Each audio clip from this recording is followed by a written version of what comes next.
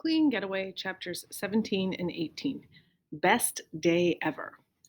They cross into Texas and drive for a while without stopping, which is a huge relief to Scoob, knowing they're finally making some real progress on this journey, he guesses it is. Scoob's seen the map. The city they're headed to is literally right across the border. His new hope is that once they make it to Juarez and Gma fixes or finishes or makes whatever it is right, her conscience will be so clear that her hair will turn green like go or something, and she'll be so relieved that they'll hop back into the RV and hightail it home. After another gas run and pause for lunch 17 miles outside of Dallas, at least according to the sign they've just passed, they push on. It's nice. Scoob's got his window down and the fresh air gusting into his face as they gobble miles and miles of Texas open road and clears his head in a way he doesn't expect. He actually falls asleep, which he only discovers when Giamma touches his leg and he jerks awake so hard both arms fly into the air and he squawks like a startled chicken. Giamma laughs. Hard? Sleeping good? Not funny, Giamma, Scoob says, rubbing his eyes. Well, if you'll indulge me in one final stop on this trek of ours, I'll make the interrupted slumber worth your while. Another stop? I'd like to fulfill what's been a dream of mine for a very long time. Oh, Scoob sits up in his seat, fully alert now. Okay. She doesn't say anything else until they're taking an exit into Arlington. It's the exit for No Way. Gma, are we going to Six Flags? When she looks at him this time, Scoob sees her, his Gma, the one he's known his whole life. The biggest belly laugh ever bubbles out of him. I knew you'd be into it, she says. It's why you're my favorite grandson. She makes her white eyebrows dance. There's no expressing how good it feels to have her back. Scoob has to say he's never seen Gma this awestruck before. She looks like one of those white kids in Christmas movies who wake up to a tree packed with presents underneath, like the whole world was just handed to her on a gold-rimmed plate. We gotta find the runaway mine train, Scuba-Doob, she says. The Six Flags we have in Georgia opened in '67, and one of their premier rides was the Dahlonega, mine train. Runaway's the Texas version. Wait, really? Scoob's never been to Six Flags over Georgia, but he's heard of the Dahlonega mine train. Yep. As your G-Pop and I passed that park on our way out of Atlanta, I was sad. Knew I'd never get to experience a place like that with him. There wasn't a theme park in the South that would have permitted it. Man, I'm just messing it all up today, aren't I? Now Scoob is sad too. But there's redemption, she practically shouts. When you and me stopped for gas not too long ago, I noticed an old poster for the Six Flags on one of the walls. Had a mine train ride on it and everything. Now Scoob is smiling. Gma would notice a random poster in a gas station. Asked the attendant about it, and he told me the thing's still in operation. Oldest coaster in the park, he said. I knew right then we'd have to stop. Scoob consults the map and they get to walking, but as soon as they're standing in front of the entrance, he sees how rickety the ride looks. He feels like his stomach has dropped down to his ankle region. Scoob mumbers as a question pops into his head in Dad's voice. How exactly old is this coaster? Built in '66, according to the fella. Ain't that amazing? It was here when your G-Pop and I started on our trip. Would have passed right by it had we made it this far. 1966, it's older than Dad. That's really old for a roller coaster. You sure this thing is safe, Gma? Scoob says as they step into line, a line that isn't very long, which doesn't seem like a good sign. Oh, don't be such a killjoy, she says. You think they'd let people on the thing if it wasn't safe? Nobody wants a lawsuit, Scooba-Doo. He guesses she's got a point there. Come on. After a 15-minute wait, during which Gma bounces on the balls of her tiny feet like she's been so excited in her whole life, they climbed into the very front coaster car. Oh, boy.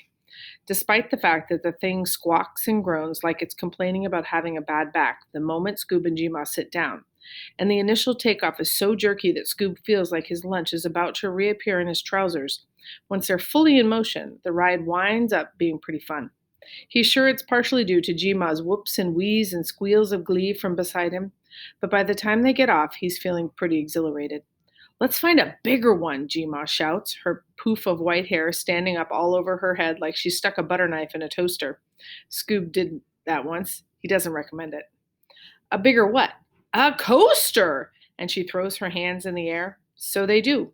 There's the shock wave. Scoob has no idea what G's are, but the ride promises 5.9 of them, and based on how his heart flip flops around inside his body, he'd say it delivers.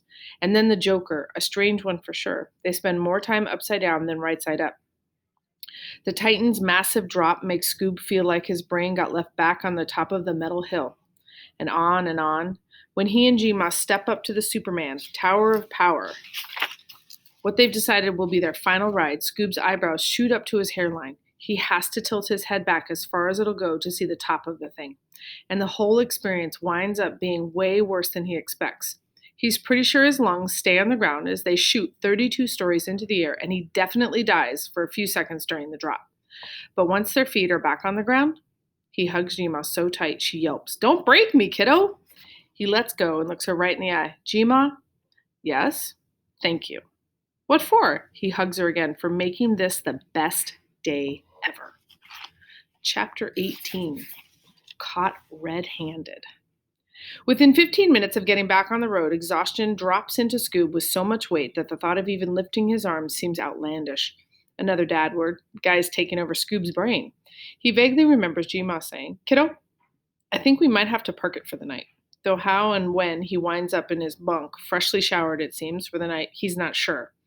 When Scoob wakes, though, the RV is in motion. He peeks out his window and the fog instantly clears from his brain. It's pitch dark outside.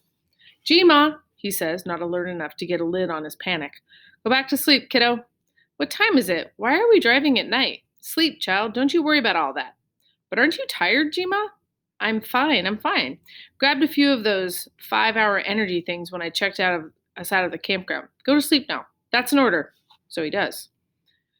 The next time his eyes open, something feels off. It's too quiet. He startles and his foot, missing a sock, strikes something hard and sharp-edged. He groans and instinctively rolls to his side. Almost falls right off the edge of the bunk. "Whoa," he says, quickly shifting back and putting a hand over his chest to try and slow his breathing and heart rate down. Then he sees what he kicked, G-Ma's treasure chest, which in this moment is giving him a serious case of the creeps. He shifts his bunk curtain and sees that one around G-Ma's bed is closed, but he doesn't hear her snoring. "G-Ma, you asleep?" No reply. G-Ma?"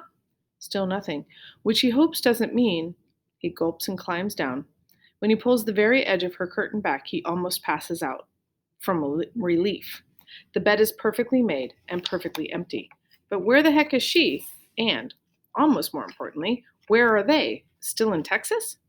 He looks out the dining booth window. Sun's high in the sky and there's a gas station at a short distance away, but the lot where the RV is parked is otherwise abandoned.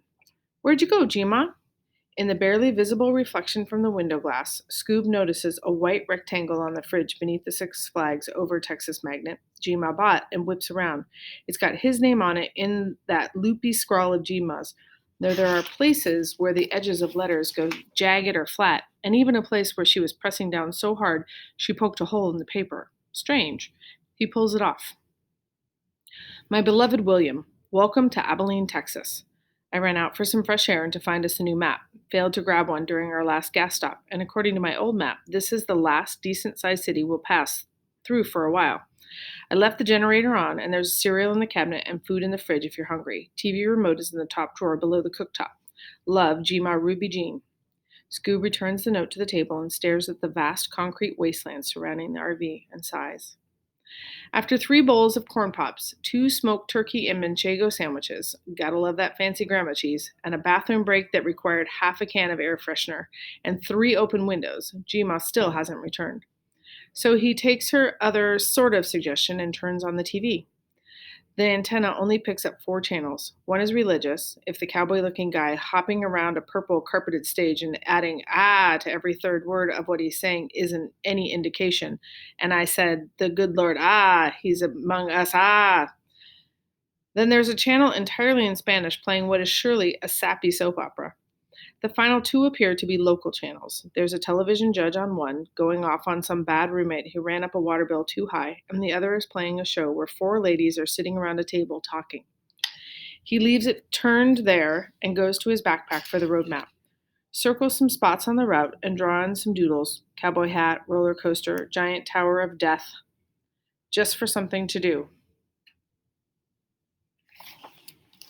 He's putting the finishing touches on the fifth of Six Flags when a loud and piercing beep sounds from the TV. The words Amber Alert begin scrolling across the bottom of the screen as the picture cuts to a newsroom. Curious, Scoob increases the volume as the somber looking newscaster dude starts talking.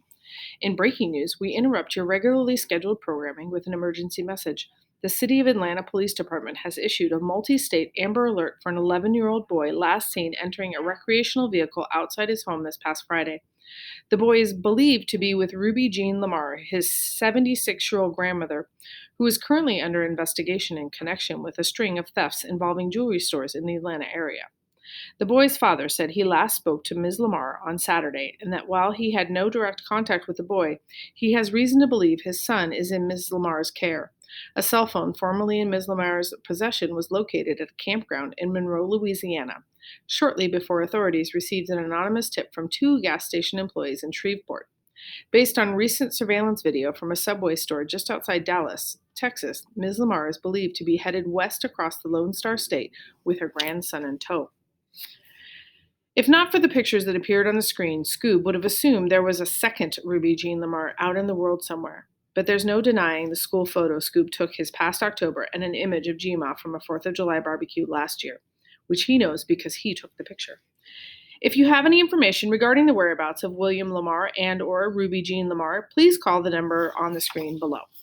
The beep sounds again, and then the TV cuts back to the chatting ladies. Scoob stares at the center of the screen without actually seeing anything. He has to get some air. Now. He's vaguely conscious of his weight shifting to his feet and then the coolness against his palm from the metal of the door latch. Then there's hot air smudged with cigarette smoke hitting his face. The moment Scoob's foot touches down on the concrete, he hears a gasp, and there's Gma, putting out a lit cigarette against the side of her new sweet ride. She's got a whole pack in her other hand. They make eye contact, and she freezes. Scoob stops breathing. Oh boy, Gma says. Scoob couldn't respond if he tried. Guess I'm caught red-handed. All right, that's it for today.